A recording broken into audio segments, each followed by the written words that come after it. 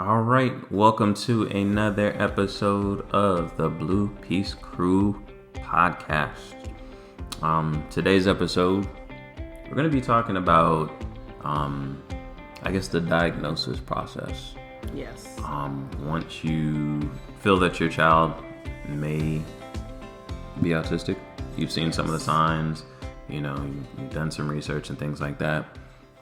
What is the process of getting a diagnosis? It's an important part of your journey as a parent with a child with autism, because that diagnosis is going to allow you to get the services and the care that your child needs to, to help them.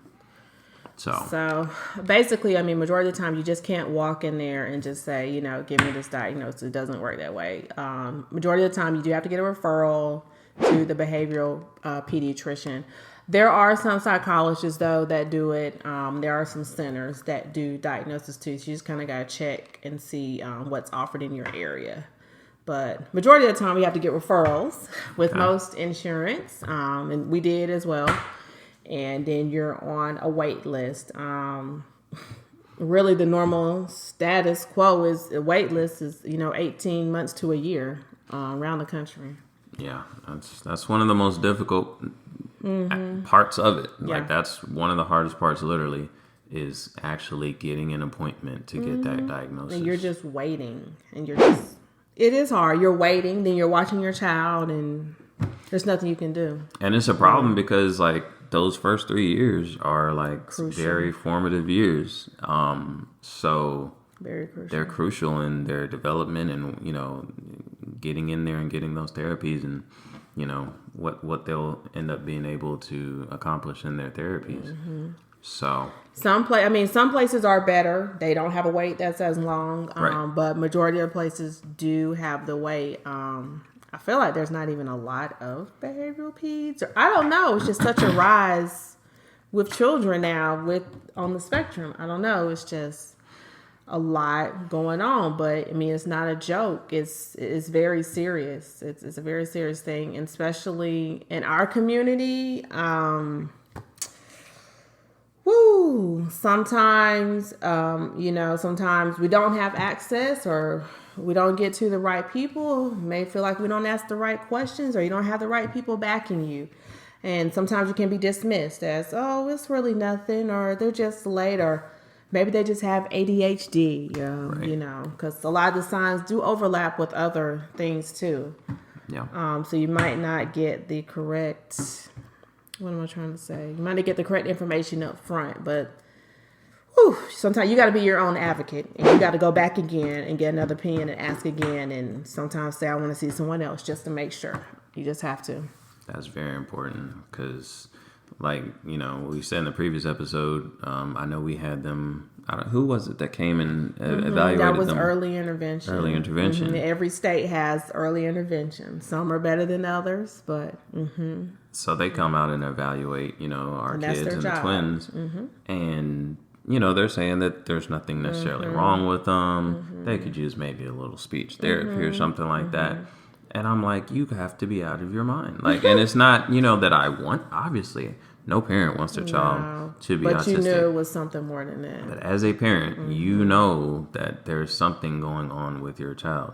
Yep. And as a parent, you have to, be your child's advocate. You have to do your research. You have to, press the issue if need be. That's exactly right.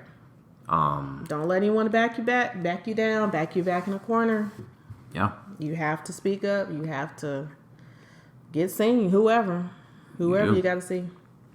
And I know I think it's another topic for another day, but especially like you were alluding to in our community, sometimes they will. I think that there's a tendency to just say, maybe it's just ADHD or whatever.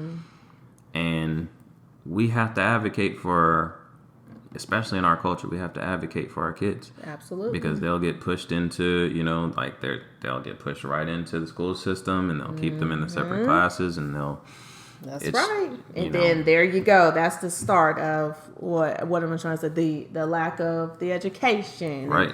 things of that nature. Then it just goes on further and further, and you got situations, and it's another topic for another day. We're not even going to get into all of that. right. But there are some unique challenges, I think, in our culture, right. dealing with parenting a child with autism. But back to the topic, you have to advocate for your child. Number one, always. Absolutely.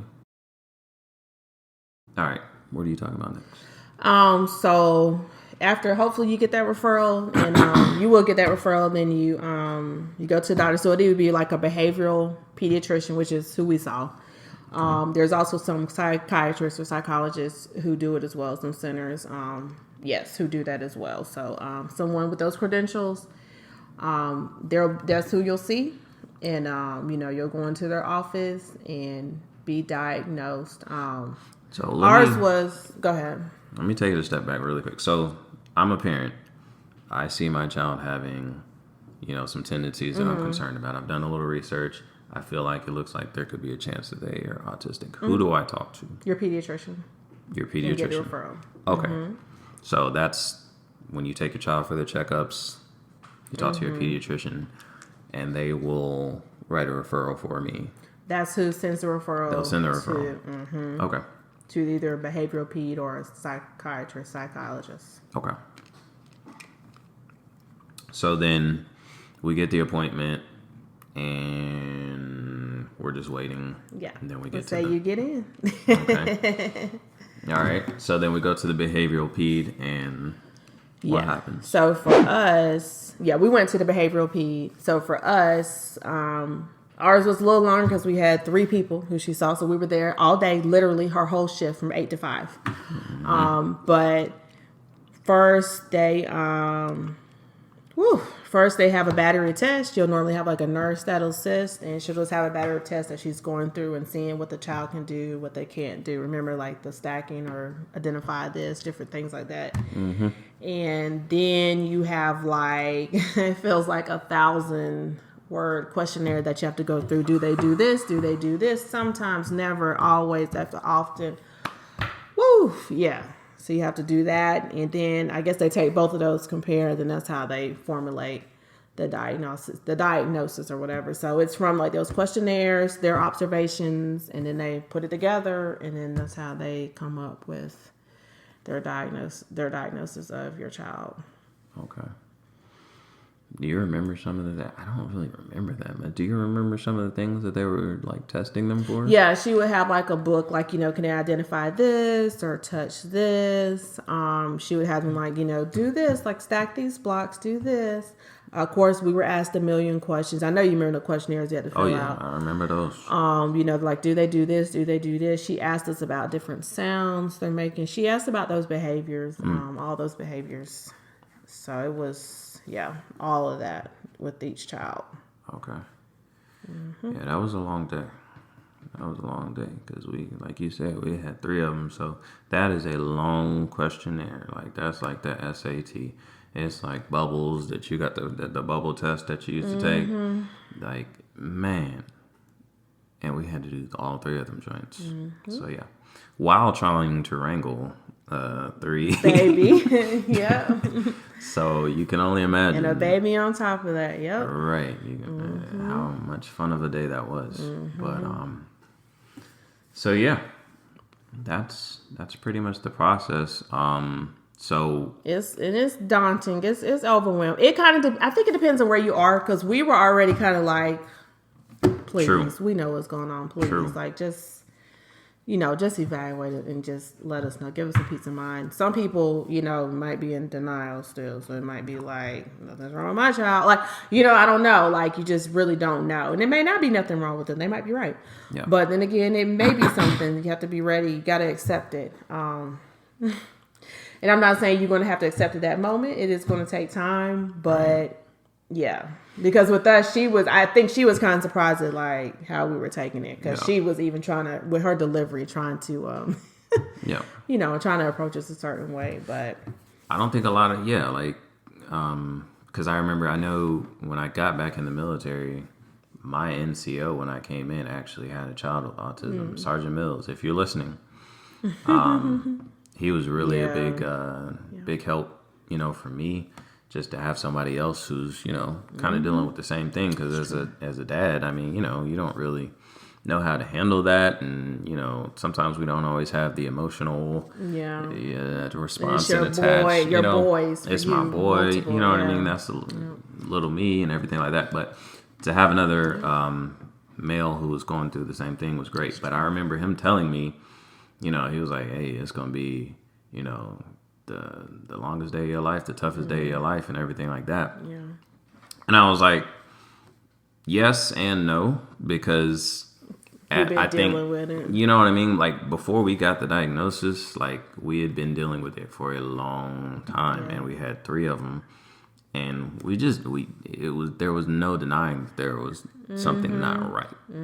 So it wasn't really like, we're going into this, we really hope that they're going to tell us that there's nothing wrong. Because I think our family felt that way. I think they felt like, oh yeah, and they're going to be wrong. Like, right. And we were like, and I can't stress enough, like, nobody wanted for our children to be autistic, but we knew that there was something that was not right. So I guess it didn't really take us. It's crazy. It's probably the time that you actually wanted to be wrong the most. It's probably one of the times where any other time you really want to be right, but that time you probably really wanted to be wrong. I would love to be wrong, but I just knew deep down, like, it's not going to happen. There's something that isn't, that's not right. Yeah. So,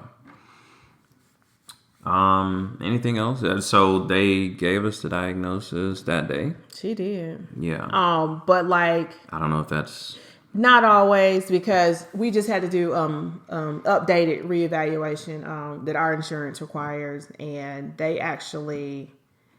I mean, I think at the end of it, he was pretty much kind of like, you probably know what the deal is. But anyways, they did send me a psychologist or psychologist or psychiatrist, they're going to send like a full report, about 10 pages. And so they emailed me like the full report, and it goes to the insurance doctors, everybody, whatever. And it had the diagnosis on that. So, but I already knew what everything was. So it wasn't, major to me, but. Yeah, they'll send you like a full report. I feel like, you're right. She gave it to us that day because I had that report in my hand, didn't I? Yeah, she gave us that day. Sure did. So, like I said, I don't know if that's standard procedure or it was because we drove like 8 hours to have the appointment, or I don't know. But she gave us that. Yeah, I don't know. Yeah, you think that... It might have been military. Maybe it's a military thing. Maybe they do it different. Could be. So I can't really speak on that. She was ready. She had our people working and she got our stuff together. Yeah, you remember she told us, okay, be right back. I'm going to get this into Susan. And yeah, she was on top of it. She was very good. I liked her. She was really good. Yep. So that was the process. Is there any other steps or aspects of it that we're missing? No. Okay. It's just, it's not over then. You got to that's only the beginning of the journey. But like I said, that's probably the most difficult part, which is why we wanted to kind of talk about it in this episode. I know it can be kind of overwhelming as a parent, and it can be, you can look at it a lot of ways. Maybe it just depends on the person. Maybe, some people, it just depends. Some people are like, oh my gosh, like, you can feel like it's the end, and it's not the end though. That's what we're here to tell you. Again, some people you might feel, I don't know, a little boost like up and let's get to work and let's get to it. What do we got to do? So it kind of depends probably on the personality. Yeah. I mean, that's the... And you probably go through all of it, Right. And it's okay. It's okay. Exactly. Like it's not easy.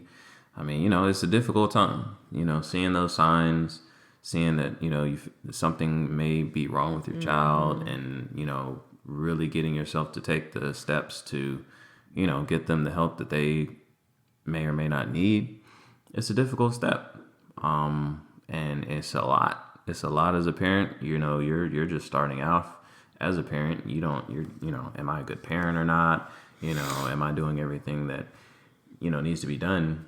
And when you see these issues with your child, it's easy to be like, you know, did I do something wrong?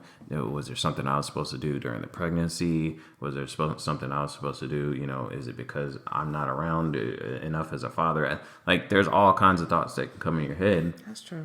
And so it's a difficult time, but you have to be able to look. There's going to be a period that, you know, you go through and you deal with it, and that's fine. and that's fine. Yeah, you know what I mean. Yeah. So I'm not here to say, oh, forget about all that. Absolutely Just go not. hop into action. Like, look, you got to deal with it. How you gonna deal with it? Please deal with it, because if you don't, it's gonna deal with you. Absolutely, you're gonna have to deal with it.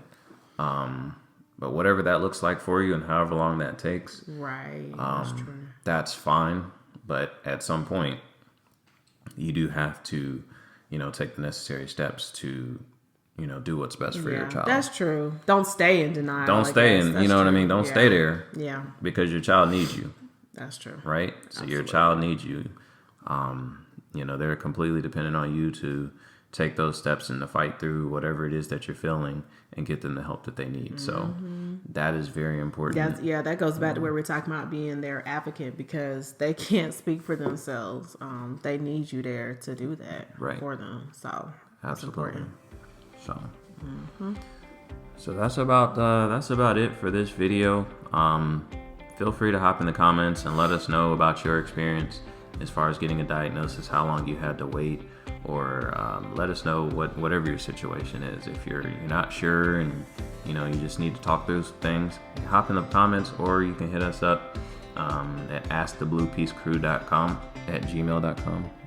askthebluepeacecrew@gmail.com. Shoot us an email if you need somebody to talk to or anything like that, because like I said, it's a tough situation. So it is.